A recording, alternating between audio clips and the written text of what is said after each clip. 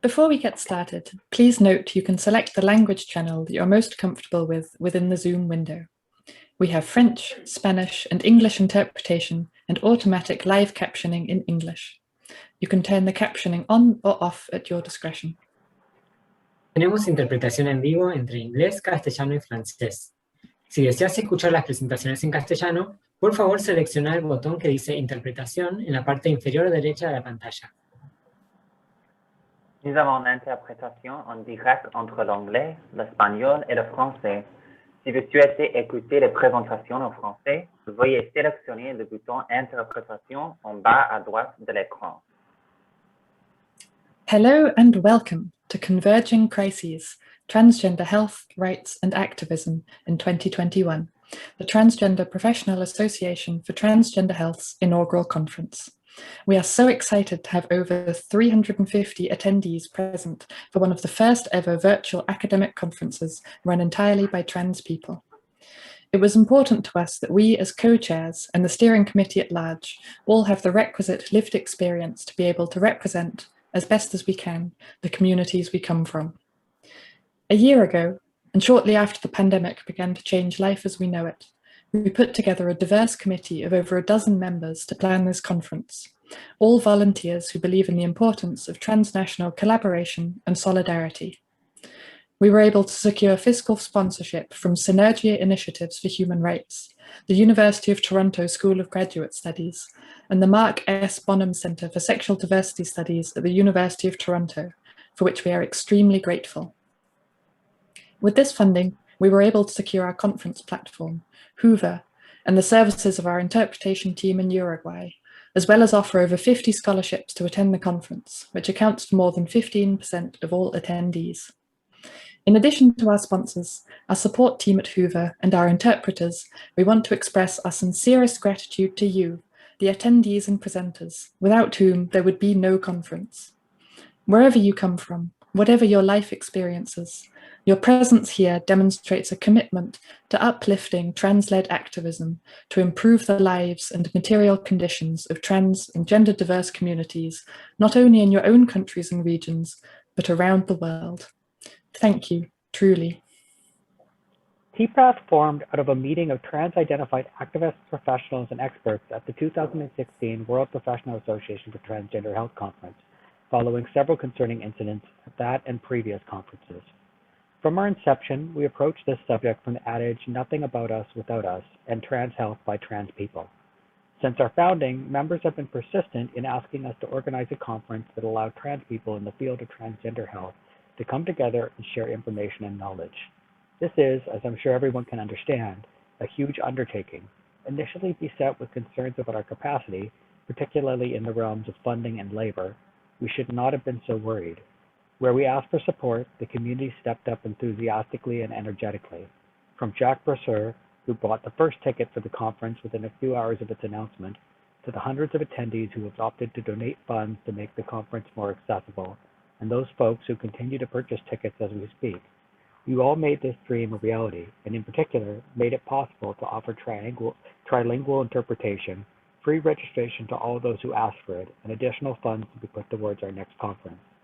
This may in fact represent the largest trilingual trans health educational initiative to date. The organizers and TPATH have been waiting for the right time to host a virtual conference, and we chose this moment for two reasons. First, the ongoing COVID-19 pandemic has fundamentally changed how we gather, travel, and navigate our world, and it offers different kinds of opportunities for how we congregate to discuss ideas, strategize across geopolitical contexts, and coordinate our movements. Second, the pandemic has also laid bare and in many cases exacerbated the ongoing violence that trans people and indeed all marginalized people face. While COVID-19 has changed life for all of us, it hasn't affected us all in the same ways. For some, telehealth has become an alternative to in-person clinical visits, something which many disabled and rural communities in the global north have been calling for years. In some contexts, one's ability to leave the house has been dictated by gender segregation rules, which have exposed trans and gender diverse communities to new kinds of public harassment and violence. Even further, the concentration of vaccines in the global north has sharpened the contradictions of colonialism of all kinds, and many trans people find themselves caught in the crosshairs of extractionist political landscapes. At the same time, trans communities in some areas have made significant strides towards the realization, promotion, and protection of their human and civil rights, even during this pandemic. In the legislative arena, for example, Argentina has passed a bill that creates a 1% quota of government jobs for trans individuals and provides incentives for companies that hire trans people. On the data front, Canada, England, Wales, and India are all including some kind of attempt at enumerating trans people in their censuses, which, while imperfect, presents a step toward producing crucial data on trans communities were often ignored by national governments and excluded from vital statistics. Other communities have faced mounting attempts to legislate transness out of existence.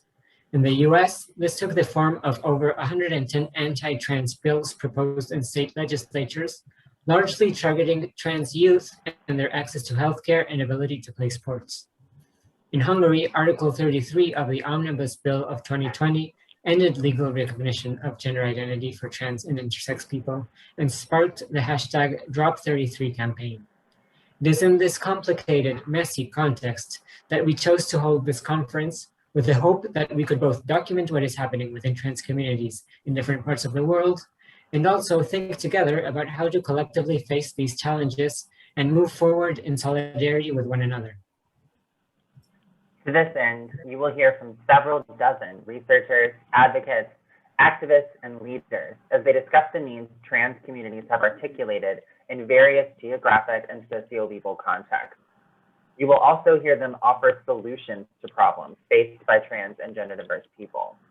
And perhaps most importantly, we will dream together about how to bring our complementary skills and knowledge to care for one another across borders and across our diverse lived realities. We look forward to what we can build together.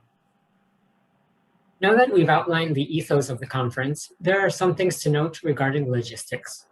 We will have simultaneous relay interpretation in French, English, and Spanish.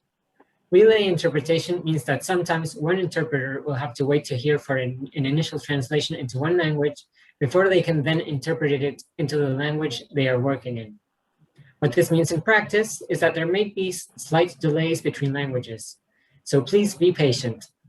For presenters, we ask that you please speak at a slow, even pace to ensure that interpreters have time to translate what you are saying and everyone can follow along. If you see interpreters making hand signals or using the Zoom functions to tell you to slow down, please follow their instructions to ensure that we can have it as accessible of a conference as possible. When you click the link to enter a Zoom room for a panel, you will also have the ability to choose which language channel to listen to per your preference. We will also have automatic captioning in English. With this in mind, we also have the following more general accessibility notes. When speaking, please make sure your mouth can be seen at all times. Many attendees have hearing or sensory difficulties that make lip reading important. As noted, speak slowly and clearly. This will help both attendees and the interpreters. Minimize noise in the background and record stream in a quiet place. Your Zoom program should have a setting to lower background noise automatically. Finish your presentations on time. The breaks are critical for folks with accessibility needs. Sessions will end strictly on time for this reason. If you have questions that you didn't get to ask, don't worry. You can always ask them through the conference platform, which will remain available for 30 days after the conference. Please consider uploading presentation materials such as handouts, slides, and transcripts to the platform before your talk so that folks can review them ahead of time. The agenda on Hoover can be changed to reflect your time zone. But in all promotional materials and in the agenda and other documents, the times listed will be in Montevideo time, that is GMT-3. It is also worth noting that we have chosen not to include concurrent panels. This means that you never have to make a choice between two amazing different panels. You need only decide if you'd like to attend what's happening during the current time slot or not. With the agreement of presenters and with respect to privacy concerns, presentations will also be made publicly available on our YouTube channel, to be announced later. During each session, a moderator will introduce each presenter and presenters will speak for a total of 1 hour, leaving 10 minutes for discussion at the end, followed by a 15-minute break before the next session. As noted, we will be closing the Zoom rooms after 75 minutes to ensure that interpreters and the rest of us can have breaks in between.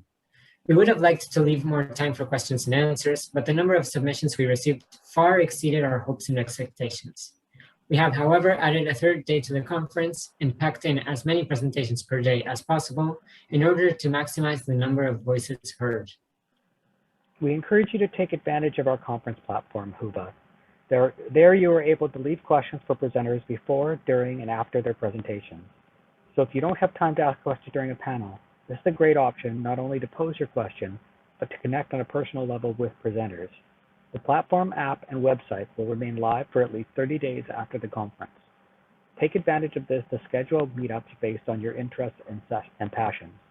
You can private message other attendees and even schedule times to meet up and network with one another directly through the Whova platform. We also encourage you to check out the gallery area where we have a great set of posters and some video and multimedia art as well. Whova is available both in your web browser and as an app that can be downloaded in the Apple or Android App Store for your mobile devices. And don't forget to participate in the photo and posting challenges on the app. The winner of each will receive an item of their choice from our conference merchandise store.